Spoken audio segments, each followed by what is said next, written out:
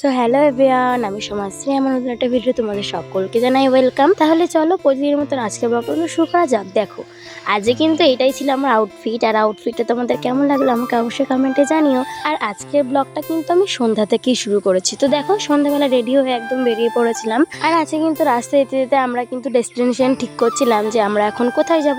তো প্রথমে একটু গাড়ি নিয়ে এদিক ওদিক ঘুরে ঘুরে বেড়াচ্ছিলাম, আর তারপরে কিন্তু আমরা ডিসাইড করেই নিই যে আজকে আমরা যাব শুভমে।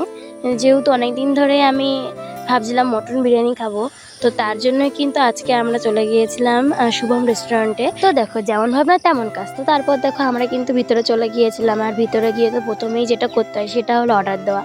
আর আমরা তো আগে থেকেই ঠিক করেই নিয়েছিলাম যে মাটন বিরিয়ানি খাবো শুধু। তার জন্য কিন্তু আমরা আর কোনো দেরি না করে তাড়াতাড়ি করে মাটন বিরিয়ানি অর্ডার দিয়ে দিয়েছিলাম। আর আমাদের কিন্তু অর্ডার দিয়েও দিয়েছে, তোমরা তো দেখতেই পাচ্ছ। আর বিরিয়ানির মধ্যে কিন্তু এই মাটনের পিসটা কিন্তু সেই ছিল।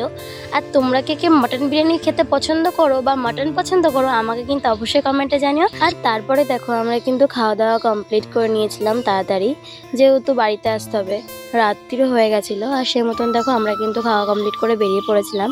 আর তারই মধ্যে কিন্তু দিদি ফোন করে বললো যে ওর জন্য মোমো আনতে হবে।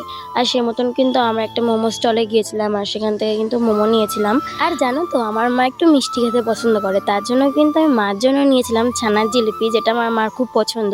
তো দেখো আমাদের পার্সেলগুলো কিন্তু আমরা তাড়াতাড়ি করে নিয়ে চলে আসলাম বাড়ির দিকে।